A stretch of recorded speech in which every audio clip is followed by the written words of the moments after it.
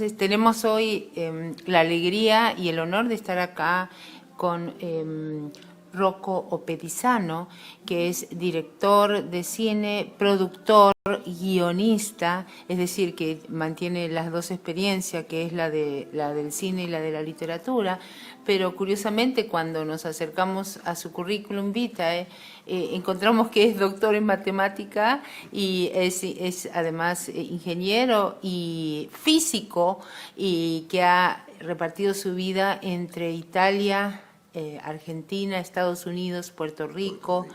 Y vemos también que ha tenido la experiencia de trabajar en Cinecittà, en Italia, en la RAI, ha trabajado también en la televisión argentina, es decir, es profesor en la Universidad Nacional del Sur y en la Universidad del Sudoeste, en Bahía Blanca. Entonces, queremos preguntarte, Rocco, ¿cómo concilias, o sea, cómo se concilia la dirección de cine con la docencia del cine y con la experiencia creativa de un artefacto artístico como es un film? No es muy complicado para mí.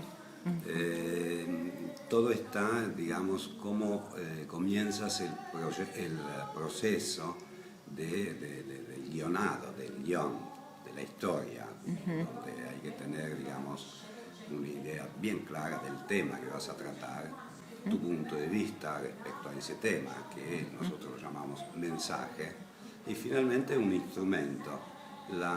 Digamos, la historia en un film es un instrumento para transmitir un mensaje.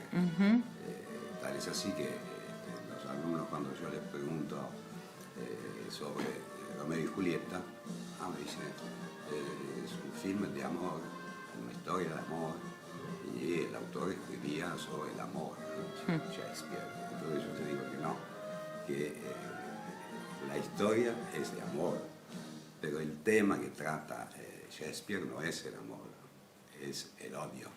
Por eso mueren los dos chicos, para que él pueda influenciar y decir el poder destructivo del odio destruye una pareja como Romeo y Julieta, una familia, un país, el mundo. Pero sí, en cambio, porque todos me preguntan, pero ¿por qué esa historia tan linda el autor los mata? Y justamente para subrayar lo que puede producir el odio.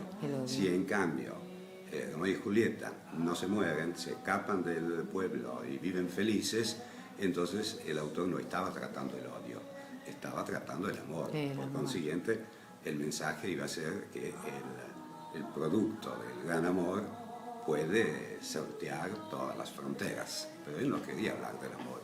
Él usó extraordinariamente una historia, un instrumento que es una historia de amor que se opone completamente con el odio. Claro, magnífico. Es decir, que es un instrumento, es un medio para vehicular el impacto significativo, que muchas veces el lector o el espectador común no lo descubre y vive engañado. Pero todos los procesos de comunicación usan un instrumento. Un fotógrafo usa una imagen, una fotografía, que es un instrumento para que él pueda comunicar lo que quiera. Lo mismo un periodista que escribe un artículo, lo mismo una obra de teatro y lógicamente lo mismo una película, ¿no? Si claro. escribo una historia porque tomo, digamos, mi punto de vista con respecto al tema que voy a tratar.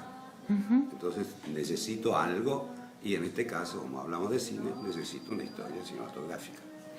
Muy bien, y entonces ya que llegamos a ese punto, y ya que hay tanta mitología alrededor de cómo se debe representar en imágenes y sonido, es decir, en el cine, un texto literario. La pregunta ¿es bueno que el texto tenga independencia en relación con el libreto o está traicionando la historia como tantos dicen? Yo no estoy de acuerdo con que el trasvase, como muchos críticos dicen, tiene que ser algo fiel, porque cada obra tiene cada arte tiene sus reglas. Estamos de acuerdo, porque esa es una obra literaria, una película es una obra audiovisual. Entonces, si tú haces una película basada en en una cierta literatura, cualquiera sea el género, lo que tenés que respetar es, digamos, el mensaje, la ideología, el contenido que el autor dio en ese libro, pero no exactamente todo, porque vos haces otra obra. Pero al hacer otra obra y los títulos está escrito que proviene basado en tal libro, tienes que respetar lógicamente la ideología del autor. De lo contrario, haces una película por tu cuenta sin basarte en ningún libro. Entonces, esta relación importantísima entre literatura y cine se da siempre y cuando, digamos, el autor cinematográfico respeta, digamos, los contenidos, no la forma, ni la longitud, ni mucho menos a veces cómo finaliza o ciertas cosas que no estaban en el libro y están en la película. Y entonces muchas veces se produce cuando alguien va a ver una película y dice, pero yo leí el libro, es otra cosa. Y claro, es otra Claro cosa, que es otra cosa. Es otra cosa. Claro, Es otra y obra. además contamos con el poder tremendo de codificación de cada lenguaje. Entonces, por ejemplo, el lenguaje verbal codifica a su estilo y con sus dimensiones, pero el cine es tridimensional. O sea, el cine tiene una dimensión y un lenguaje Lenguaje propio, sí. y una imagen propia. Muy bien, bueno, entonces nos gustaría preguntarte en relación con tu producción cinematográfica, específicamente con la película que tenemos aquí adelante, que es pues una película que hemos escuchado, hemos leído acerca de ella, Cómplices del Silencio. ¿Cómo fue la experiencia con esta película y cómo, es decir, es la relación con el referente histórico del cual habla la película sobre esa época tan particular en la Argentina? Sí, digamos que esta película nace, no la película, sino la idea nace en el 75. Ok. Porque si hoy yo tendría que escribir este guión, no estaría en condiciones porque yo no soy un histórico, un historiador. Y esto es historia. Entonces, ¿qué pasó? Que en el 75 vine a hacer un documental para la televisión italiana donde ya había una cierta área de golpe de Estado. Entonces hice entrevista con el expresidente Frondizi y muchos más. Llego, vuelvo a Italia con el material y bueno, hago la edición, el montaje, etcétera, etcétera, y lo entrego. Y me dijeron, ya vamos a ver cuándo lo vamos a transmitir. El mensaje era un poco fuerte porque anunciaba, sin pruebas, que probablemente en la Argentina en 6 meses iba a haber un golpe de Estado. Bueno, me equivoqué porque a los 2 meses hubo el golpe de Estado. Y bueno, y la GAL me devolvió el material y prácticamente nunca lo transmitieron. Entonces eran tan ricas las entrevistas a estudiantes, digo, a funcionarios, a políticos, a amas de casa. Era tan rica que yo digo, un día tiene que ser una película. Claro. Y entonces de ahí empecé a trabajar y prácticamente me inventé solamente la estructura del guión, porque el resto fue transcribir, digamos, las entrevistas y convertirlas en ficción. Así que fue un trabajo interesante, pero no me inventé casi nada.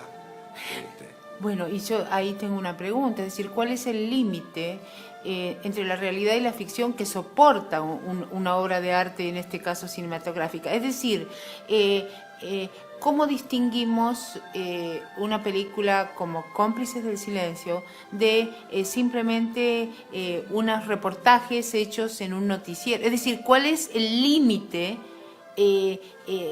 Digamos, ¿qué frontera vuelve eso un objeto de arte visual y sonoro? Yo pienso que el límite es tu punto de vista, tu posición social, tu posición política inclusive, ¿no? Y por consiguiente uno puede estar de acuerdo o no, pero cuando tú escribes algo o filmas algo, es lógico que tocas un tema del cual quieres opinar sobre ese tema y dar tu punto de vista. La idea de Cómplice del Silencio era, visto, digamos, la represión indiscriminada que hubo en la Argentina con 30.000 desaparecidos, aunque ellos dicen que son 8.000, 9.000, aunque sea uno, democráticamente, aunque desaparezca una persona ya es muy grave. Así que sean 8.000, 9.000 o 30.000 no es tan importante, importantísimo, pero digo, no a los efectos de justificar si eran pocos o eran muchos. Entonces la idea de la película era que todos aquellos que no concordaban no coincidían con el régimen militar y que hablaban otro lenguaje, eran considerados subversivos y por consiguiente desaparecían, venían encarcelados y prácticamente sin ningún proceso, sin la intervención, digamos, de la justicia. Y hago siempre el ejemplo de lo que pasó en Italia también en los años 70, simultáneamente a lo que pasaba aquí, que había guerrilla, estaban las Brigadas Rojas. Pero un país democrático como es Italia y creo toda Europa, ¿qué hace? Va a capturar a aquellos terroristas, le hace juicio, los mete presos, cuando cumplen con la condena salen. En cambio aquí los capturaban, los torturaban y los mataban. No intervenía la justicia y por consiguiente la idea de la película es esa. En efecto nunca vas a ver a los estudiantes con un palo en la mano o con un arma, justamente para no dar la excusa que estaba bien arrestarlos. Y que estaba montada también en el discurso público de algunos sectores, porque dice, pues sí, por algo será que los agarraron. Bueno, por eso el título normalmente refleja un poco, me encanta. Cómplice del silencio. Sí, y me encanta la respuesta y tu comentario, porque en efecto, y lo mismo sucede con la literatura, porque una receta de cocina, un graffiti, una canción de salsa, un testimonio, una historia de vida es literatura oral, ¿verdad? Entonces, ahora la concepción de lo literario se ha flexibilizado porque no es solamente la obra escrita, la litera escrita, sino que literatura es también termina en el receptor, o sea, el impacto comunicativo se concibe como completo y efectivo y significativo. Entonces, evidentemente, se recuestionan todas las fronteras de lo que es el arte y en este caso el cine. Sí, gracias. Entonces, muy bien. Pues ya que estamos hablando de Cómplices del Silencio, me gustaría preguntarte qué opinás de el cine, porque este cine de denuncia que se hizo en cierta forma, es el cine más conocido, pues aún hoy en las academias y en las escuelas se está estudiando todavía el cine de la dictadura. Entonces la pregunta es, ¿qué opinión te merece el cine argentino de denuncia que comienza con la historia oficial o, por ejemplo, está en Garaje Olimpo o en otras películas? Es decir, ¿ese cine tuvo una época y se terminó? O no sé qué comentario te merece el tema. No, yo lo que pienso, no siendo un experto, digamos, en crítica de cinematografía, ni mucho menos de histórico, considero que el cine, digamos, de protesta, entre comillas, comprometido a partir de la dictadura militar, hizo que el cine argentino se volviera un poco más internacional. Sí. Porque hasta ese momento todas las películas argentinas eran muy, digamos, provinciales, muy provinciales, encima del barrio, ni siquiera de la ciudad. Eso es. En cambio eso ya dio un paso adelante y fíjate que de ahí en adelante las películas argentinas ganan muchos premios en muchos festivales importantes, tienen distribución. Antes, en los años 40-50, Argentina era un centro de producción muy, muy importante y se distribuía mucho, sobre todo en América Latina. Después hubo una debacle y ya no pasó más nada. Y después, a partir de las películas, digamos, sobre la dictadura, empieza a tomar de nuevo un vuelo internacional. Y hoy en día prácticamente todas las películas argentinas tienen distribución en el mundo. Claro, en cierta forma yo creo que el cine recoge, es decir, el cine sí recoge y expresa una argentinidad que desata este proceso militar y sus consecuencias, que era como una especie de argentinidad dormida en una clase media burguesada, ¿sí? Entonces de pronto se despierta un argentino que en mi concepto no existía antes, y eso lo capta el cine, y eso llama la atención a todo el planeta. Entonces, en ese sentido, para mí, el cine de denuncia, además de ser un qué en sí mismo, ¿sí? Es también otra cosa, ¿verdad? Sí, es verdad. Y además no te olvides que con las tecnologías actuales el cine argentino también evolucionó mucho, también la televisión evolucionó mucho en cuanto a la calidad del sonido, la calidad de la dirección de la iluminación, o sea, directores de fotografía ahora hay muy buenos, escenografías, vestuarios, antes eran un poquitito, digamos, muy casi televisiva. Casi televisiva. Sí. Bueno, y yo, por ejemplo, que he vivido y trabajado en Colombia tantos años, muchos estudiantes colombianos vienen a hacer sus posgrados en cine al argentino, o sea que hay una escuela de cine también que ha tenido... Y tú estás involucrado en esa... Sí, claro. Si nos puedes hablar un poco de eso. En Buenos Aires hay prácticamente unos 15, Buenos Aires y otras ciudades, pero sobre todo concentrada en Buenos Aires, con las escuelas muy buenas de cine que hay acá, hay 15.000 estudiantes extranjeros. Claro. Yo hasta marzo era titular de 2 cátedras de guión, 1 y guión 2, en la Universidad de Belgrano de Buenos Aires, y tenía 3 argentinos y 17 extranjeros. Eso es así, son muy famosas esas escuelas de cine. Sí. ¿Puedes mencionar alguna, entre otras? Sí, la mejor para mí es la del Estado, que la ENERC, la Escuela Nacional de Cinematografía, que es gratuita. El único problema que tiene es que se presentan 700 posibles postulantes y entran 10 o 12 para cada rubro.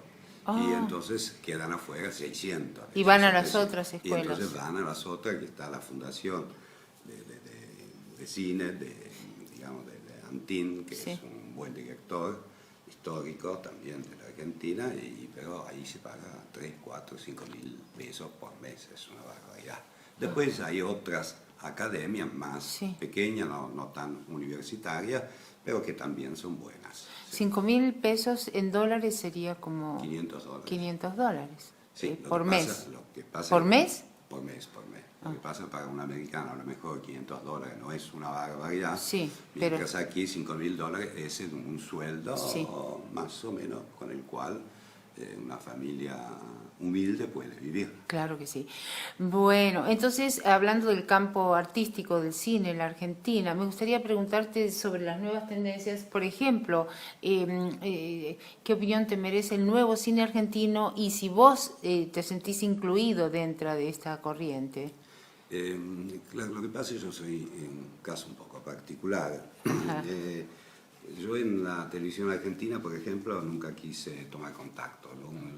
La experiencia que tengo de la televisión argentina de cuando tenía 25 años, que era director de cámaras, y después a la vuelta de Italia, esos cursos que di en la Corporación América, cursos de formación para directores, editores, periodistas, etcétera, etcétera. Después, en cuanto a la producción, no, nunca me interesó porque no me gusta cómo trabajan, simplemente eso.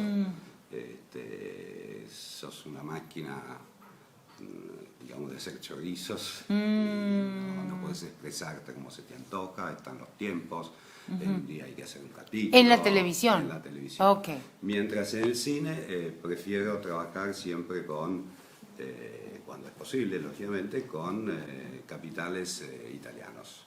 Muy bien. Cómplice del silencio, digamos, el 90% es el capital italiano. O sea que el productor verdadero es el italiano. Es italiano. La sociedad italiana. Después, para la parte argentina, somos 3 socios que fuimos coproductores, pero poniendo monedas respecto, digamos, a la financiación italiana. Exacto. Y bueno, entonces me dedico solo y exclusivamente a las coproducciones. Coproducciones internacionales con Italia. Sobre todo con Italia, que es donde tengo los contactos, ¿no? Claro que sí. Entonces, bueno, en Allegheny College los estudiantes son muy jóvenes y por supuesto tienen por delante sus propias carreras, ¿no?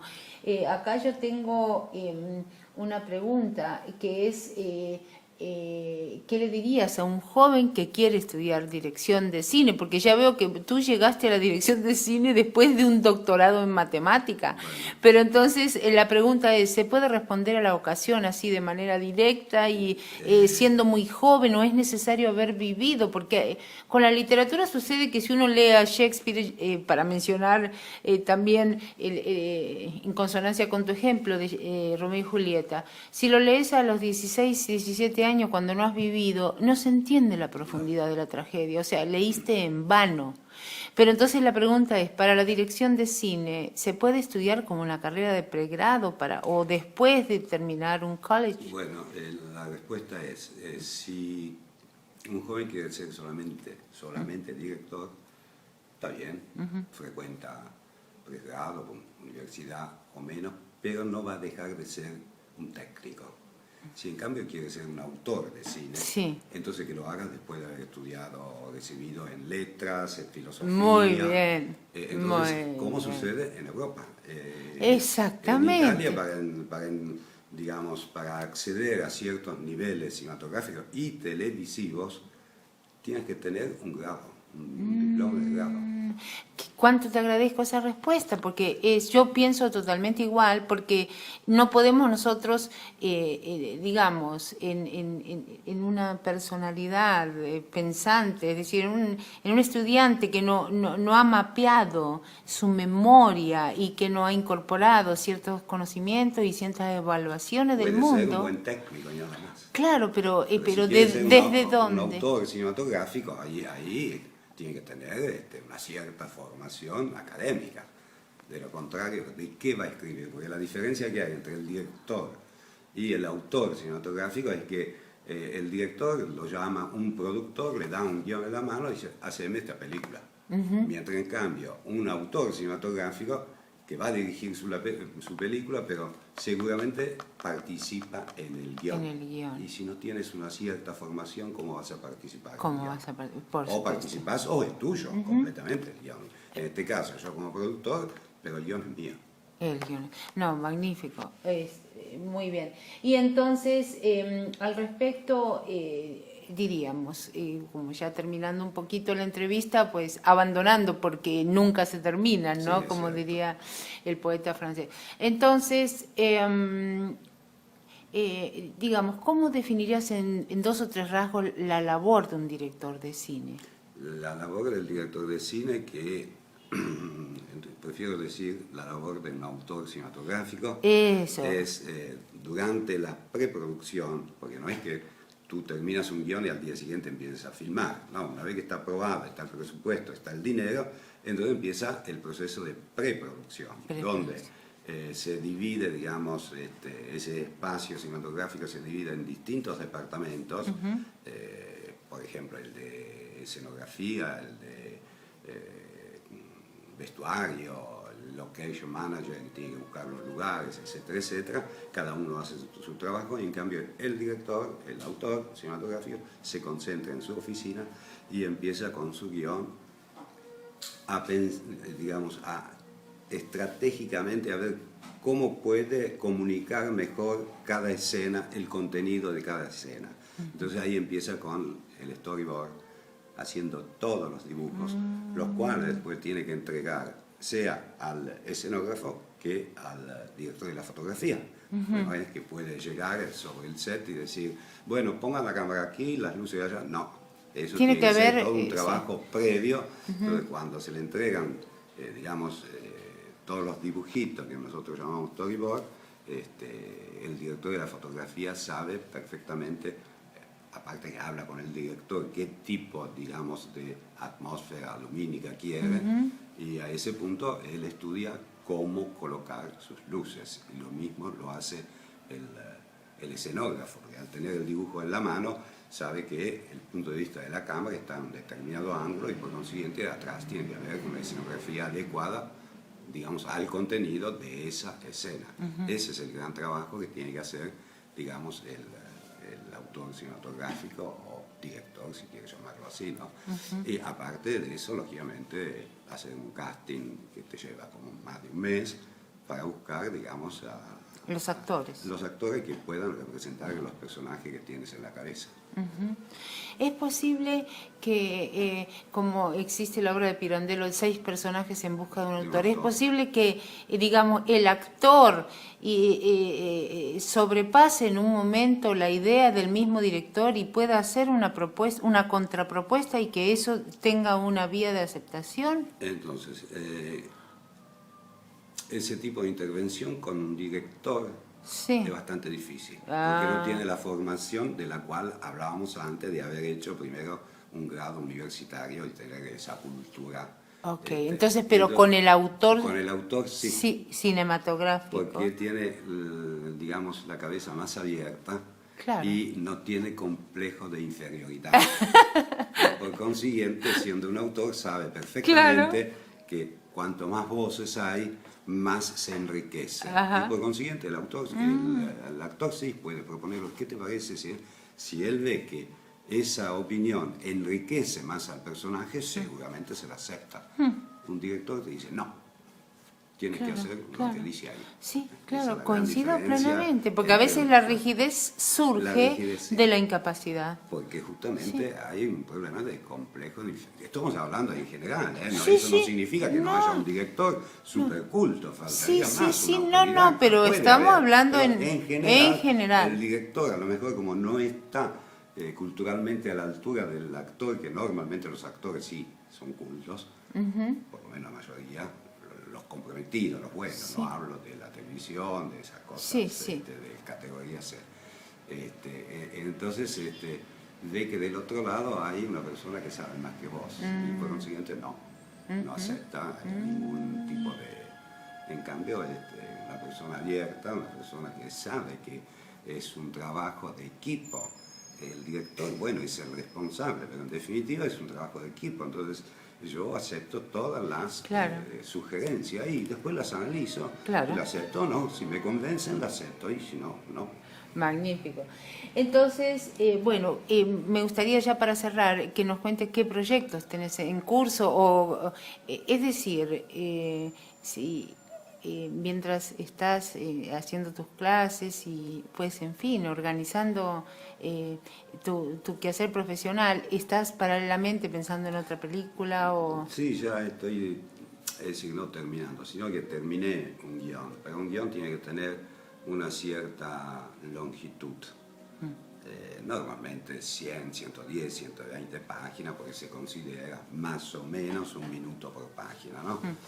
Puede ser un poco más, un poco menos. Y bueno, el último guión que terminé tenía 165 páginas. Entonces me está llevando un trabajo enorme cortar 40 páginas. ¿Cómo haces? ¿Y podemos saber el tema de...? Sí, el tema es, como siempre, a mí me gustan los temas sociales. Se llama Triple Frontera y es, digamos, una fotografía de lo que está sucediendo en la triple frontera argentina entre Paraguay, Brasil y Argentina, sobre el tráfico de niños, venta de niños, según el color, según la proveniencia, si tiene ojos celestes, si es morocho, va guiando precios y la corrupción que hay.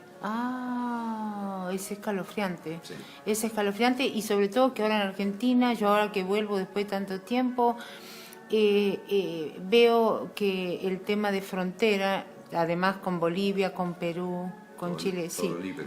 Sí, exactamente. Entonces, libre, se trafica de todo. Sí, es un tema álgido, sí, realmente en el discurso de la calle y en los medios, sí, es decir, es un tema, es una piedra en el zapato. Sí. No, y además pienso que también es un tema de interés internacional. Sí. A mí me interesan siempre los contenidos que vayan fuera de las fronteras del país donde estás produciendo, ¿no? Claro que sí.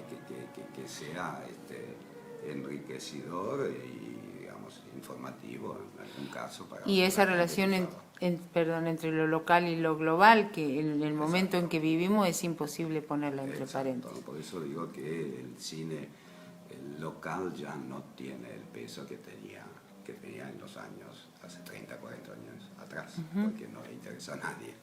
Claro.